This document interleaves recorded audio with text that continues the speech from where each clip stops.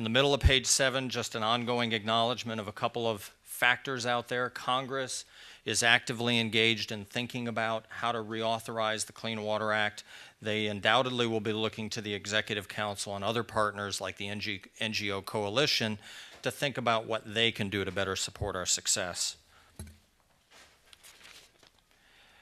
You heard from Stack on the importance of climate change. That's on the top of page 8.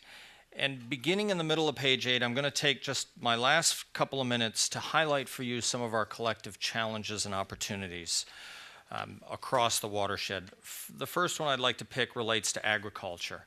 It is the predominant source of nutrients and sediments throughout the watershed. There has been very good action, as you can see by some of the numbers on page 7. 50% of the ag acres are covered by nutrient management plans and conservation plans. 30% of the farms actually have fenced out animals and installed stream-side buffers, but you can see that the converse of those numbers, 70% and 50%, we need greater participation from agriculture. With respect to concentrated animal feeding operations, EPA promulgated a final rule recently that will bring 800 additional concentrated animal feeding operations into the regulatory fold. At the same time, New York, to their credit, has gone even further. They're regulating CAFOs down to 200 animal units, or 1/5 the size of the federal program. So a good example of a state stepping forward and saying, we're going to exercise some of our own authorities as well. Septic systems. There are over 2 million septic systems throughout the watershed. These are fairly rudimentary wastewater treatment systems on an on-site basis. They represent about 5% of the nitrogen load to the bay. Maryland this year passed legislation, and Governor O'Malley, you signed, that would require upgrades of those septic systems in the critical areas along the bay, an important step. In the middle of page 9, air deposition. 28% of the nitrogen that enters the watershed and bay is deposited from the air. That's not only from energy use within the watershed, but also, frankly, power plants in the Midwest that are part of the airshed depositing those nitrogen compounds. So the Environmental Protection Agency is in a good place to be able to look at Clean Air Act regulations, the new Clean Air Act interstate rule, and see how those nitrogen reductions might be achieved. At the bottom of the page, just a word on stormwater. You've all heard over the past couple of years that nitrogen and phosphorus and sediments from stormwater is the single source of pollution that's actually increasing. And that's a result of increased development and growth in population.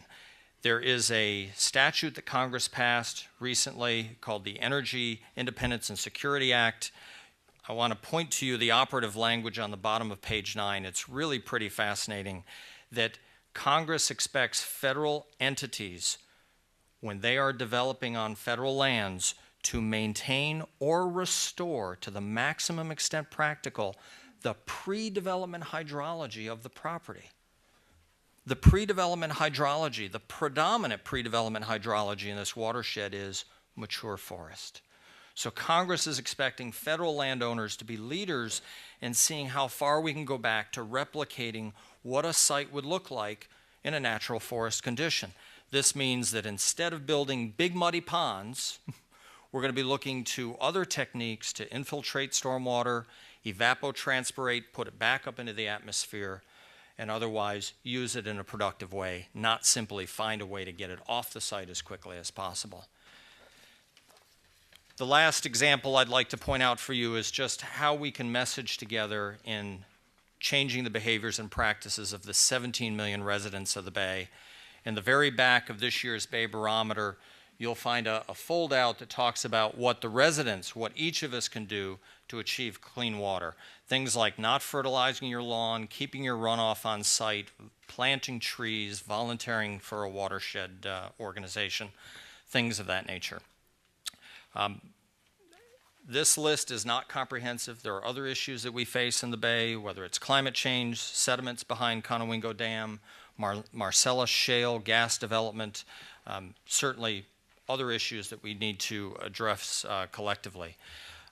Governor Kane, again, a big thank you for your leadership. I want to acknowledge Secretary Preston Bryant, Assistant Secretary Jeff Corbin, your entire leadership team, Joe Maroon, Bob Bloxham, and David Paler for their leadership in this effort. One closing quick point. We are a unique partnership. The eyes are upon us for two reasons. One, we're expected together to restore and protect the Chesapeake watershed and bay. But frankly, the rest of the eyes of the country are on us because they look to the Chesapeake program as the leader and the model to figure out these tough challenges. So for that reason as well, we have a special challenge. Thank you.